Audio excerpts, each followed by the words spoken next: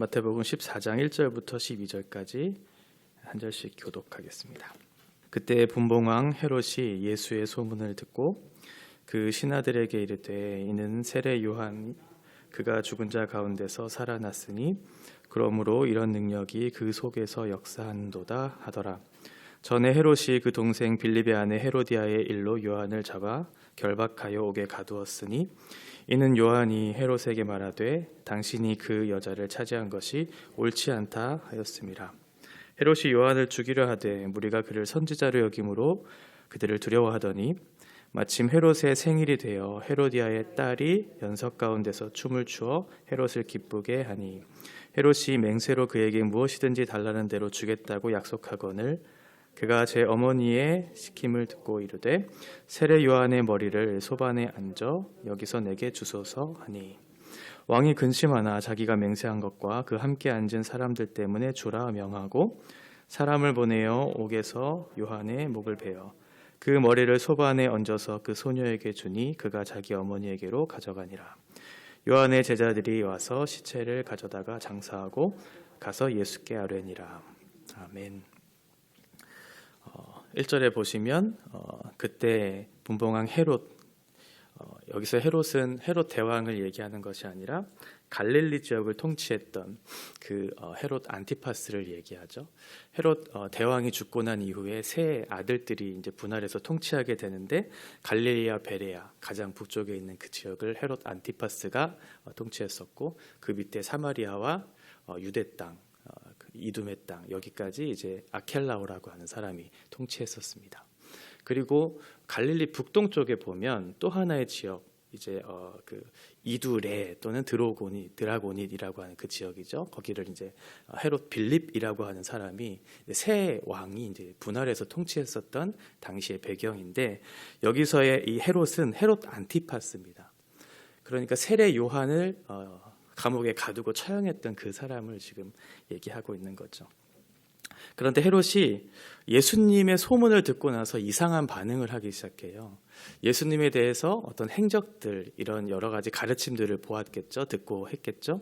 그런 소문들을 듣고 나서 굉장히 이상한 반응을 하기 시작하는데 세례 요한이 살아나지 않고서 어떻게 이런 일이 일어날 수 있는가라고 얘기를 해요.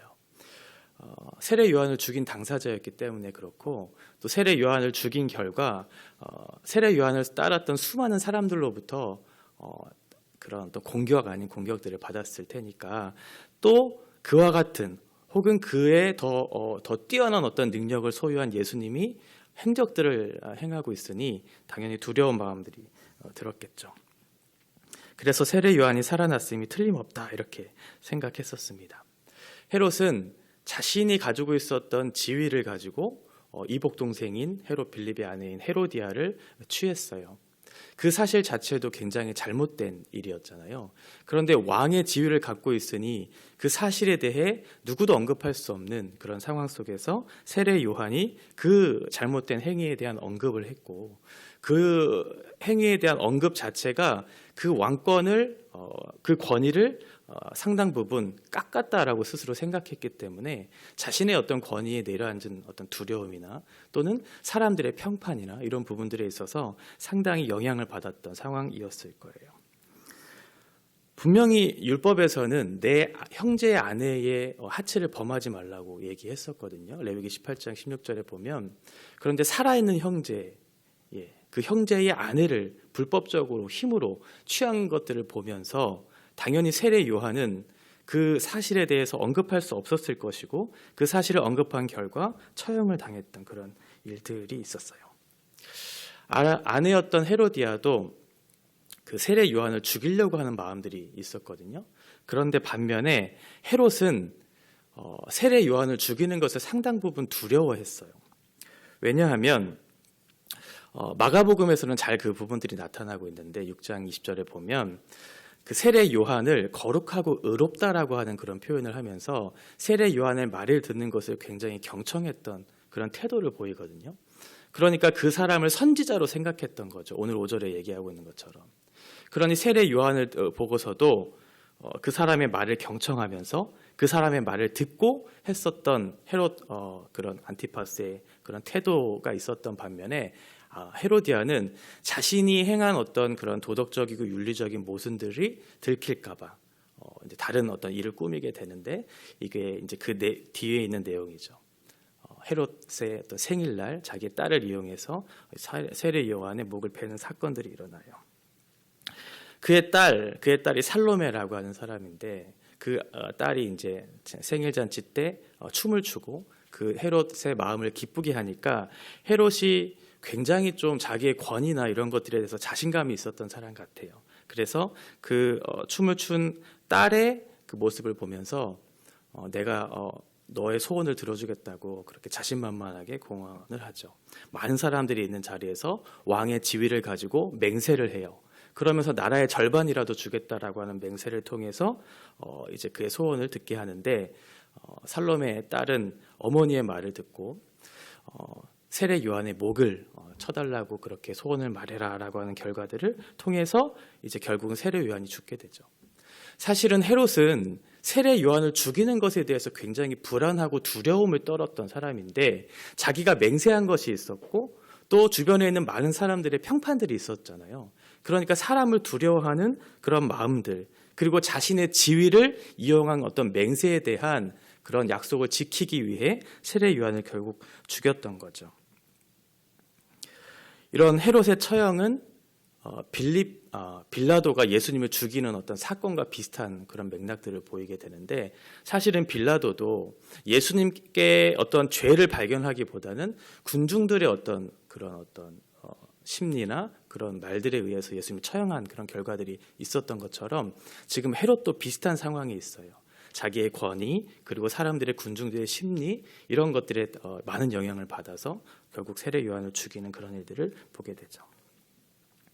우리가 하나님의 말씀을 들을 때 여러 가지 과정들을 거치게 돼요. 하나님의 말씀이 우리 안에 들려질 때가 있잖아요. 선포된 말씀이 우리의 마음밭을 찔릴 때가 있어요.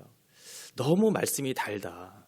하나님의 말씀이 어떻게 이렇게 꿀과 같이 달 수 있을까라고 그렇게 생각되는 부분들이 있죠. 그런데 우리 안에 있는 현실의 문제, 그리고 내 안에 있는 어떤 욕망의 문제와 그 말씀이 부딪혔을 때는 다른 반응들을 하게 돼요.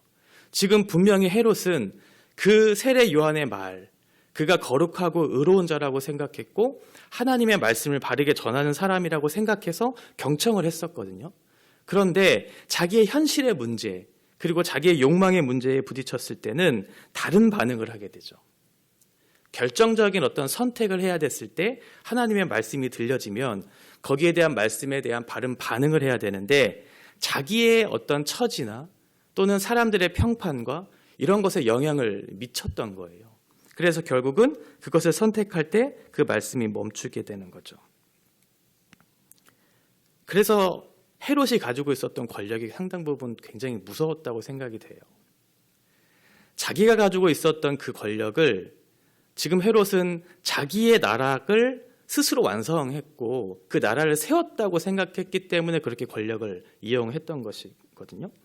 그런데 우리가 13장에 봤던 것처럼 13장에서는 천국 비유를 하면서 하나님 나라가 어떠한지에 대한 성격을 나타내 보여주셨어요. 그 하나님 나라는 하나님의 통치가 있는 곳이고 하나님이 주인 되어주시는 그 나라라는 것들을 이미 말씀하셨죠. 그와 반대되는 14장의 이야기는 헤롯이 자기의 왕, 자기의 나라를 일구어가는, 자기의 권력을 스스로 그렇게 남용하는 그런 모습들을 대조하면서 어떠한 것이 옳은가라는 것에 대한 메시지를 주고 있는 것 같아요. 교회도 마찬가지죠. 교회는 하나님의 나라이고 하나님의 질서, 하나님의 통치가 임하는 그런 장소여야 해요. 그런데 가끔가다 교회를 개척한 목사들이나 장로들이 어떤 자기의 왕국을 건설하려고 하는 경우들이 있죠. 하나님 말씀이 가는 대로 그 나라, 그 교회를 세워가야 되는데 자기의 철학이나 자기의 신념이나 이런 것들, 자기가 꿈꾸는 비전들, 이런 것들을 통해서 그 교회를 세우려고 하는 시도들이 얼마든지 있다라고 하는 거죠. 그럴 때 우리는 어떻게 해야 되는가? 하나님의 말씀으로 그것을 분별해내야 돼요. 하나님께서 이 교회를 향한 뜻이 무엇인지를 말씀을 통해 분별하고 그 말씀을 통해서 우리가 실천하며 해야 될 텐데, 자기가 가지고 있는 자기의 목회 철학이라든지 아니면 자기가 꿈꾸는 어떤 교회를 이루기 위한 어떤 하나의 수단으로 그런 것들을 다 종교라고 하는 이름에 넣어서 그렇게 자기의 꿈을 이루려고 하는 그런 일들이 얼마든지 있을 수 있다는 거예요. 지금 헤롯은 자기의 위치를 정확하게 판단하지 못했어요. 자기가 스스로 그 권력을 이루었다고 생각했고 그 권력을 스스로 그렇게 행할 수 있는 그런 자리에 있다고 생각했던 사람들이죠. 그런데 권력이라고 하는 것이 굉장히 무서운 게 뭐냐면 그 권력을 가지기까지는 얼마나 대단한 노력을 했겠어요. 그런데 더 무서운 것은 그 권력을 지키려고 하는, 그 유지하려고 하는 자기의 마음이에요. 그 권력으로부터 내려오면 자기가 무너질 것 같으니까 그것을 지키려고 하고 또 그것을 지키기 위한 또 다른 수단들을 계속해서 가지고 그 자리를 유지하려고 한다는 거죠. 그래서 권력을 가진 사람들은 굉장히 위대해 보이고 자신만만해 보이지만 상대적으로 굉장한 두려움과 불안을 가지고 있는 그런 아이러니한 상황들이 있죠. 라인홀드 니버라고 하는 철학자가 이런 얘기를 했는데요. 인간은 정서적으로 불안하며 그 불안을 권력 의지로 극복하려 한다. 자신이 유한하지 않는 척한다 라고 얘기해요.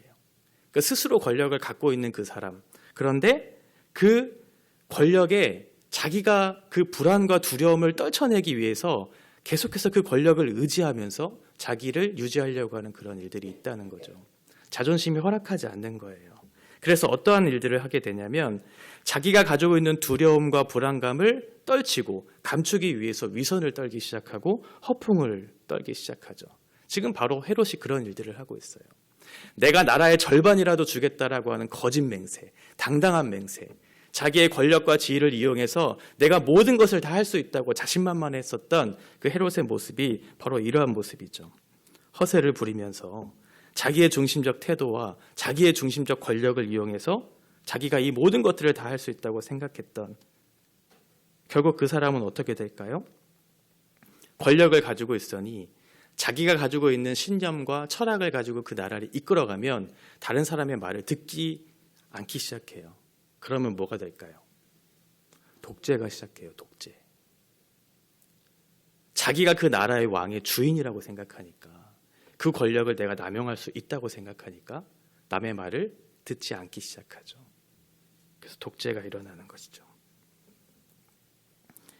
그 안에는 하나님의 중심이 있는 것이 아니라 내가 중심이 되어서 그 일들을 감당하려고 하기 때문에 그런 것이죠. 반면에 세례 요한은 어떠한 일을 했냐면 그 헤롯의 부도덕함에 대해서 바르게 분별했고, 바르게 분별했을 뿐만 아니라 단호하게 대처하면서 거기에 대한 올바른 판단을 하면서 그 왕에게 얘기했었죠. 하나님이 왕이라는 사실을 확신하고 있었기 때문에 그래요. 어떤 권력이나 상황에 대해서 자기가 생각하는 어떤 하나님의 진리의 말씀에 대해서 말하는 것을 꺾지 않고 그것이 하나님 나라에 대해서 옳고 그른가에 대한 부분만을 판단하면서 바르게 그 말씀을 전하기 시작했죠. 왜냐하면 하나님께서 그 모든 것들을 이루시고 있다는 사실을 확신했고 나와 함께 하고 있다는 것을 확신했고 그래서 하나님 앞에 겸손했고 바른 말씀을 전할 수 있었던 것이죠. 이것이 하나님 앞에 옳은가 그른가 이것이 중요한 것이지 그 사람이 얼마나 큰 권력을 갖고 있는가 힘을 갖고 있는가 이것을 중요하게 생각하지 않았던 세례 요한의 모습이었어요. 굉장히 대조되는 모습이죠. 세례 요한은 하나님을 두려워했어요. 그리고 하나님 앞에 겸손했어요. 그래서 하나님 앞에 담대하게 얘기할 수 있었어요. 그런데 반면에 헤롯은 사람을 두려워했어요. 사람의 평판을 두려워했어요. 그리고 자신의 지위가 떨어질까 걱정했고 염려했어요. 그러면서 반면에 굉장한 자신감을 표현했죠. 내가 모든 것을 할 수 있다고. 나라의 절반이라도 줄 수 있고 내가 너의 소원을 들어줄 수 있을 것이라고 자신만만해하면서 남의 말을 경청하지 않기 시작했고 독재하기 시작했어요. 어떠한 사람이 하나님 앞에서 칭찬받는 사람일까요? 어떠한 사람이 하나님 나라라고 하는 이곳에서 훌륭하게 판단되어야 하는 사람일까요? 우리가 이 말씀을 통해서 깨달아야 할 게 무엇일까요? 우린 누구 앞에 지금 서 있고 내가 어떠한 사람 앞에 이 문제를 판단하고 결정할까에 대한 단호함과 담대함이 내 안에 있는가? 아니면 내 안에 있는 자신감과 내 안에 있는 어떠한 근거로 이 문제를 판단하고 내 스스로 그것들을 이루려고 하고 내가 스스로 판단하려고 하고 네 모든 것들이 내 힘으로 모든 것을 갖추었다고 생각하면서 하나님 없이 그 문제를 해결하려고 하고 있는가? 너무나 대조되는 모습이죠. 우리는 하나님 앞에 겸손하게 서야 될 거예요. 우리가 가지고 있는 권력, 우리가 가지고 있는 실력, 우리가 가지고 있는 건강, 돈, 이 모든 것들이 내 안에 있는 어떠한 근거로 인해서 발생된 것이 아니라 이 모든 것이 하나님 안에서 하나님께서 주신 것이다 라고 하는 것에 대한 분명한 인식을 갖고 있다면 세례 요한과 같이 겸손하면서도 동시에 담대하게 이 모든 상황들을 판단할 수 있을 것이고 판단할 뿐만 아니라 용감하고 담대하게 그 말씀을 전하면서 바르게 행동할 수 있을 거예요. 하나님 앞에 우리가 어떠한 자세로 우리에게 주어진 하루를 이 상황들을 판단하고 결정해야 될지를 바르게 실천하는 그런 하루가 되셨으면 좋겠습니다.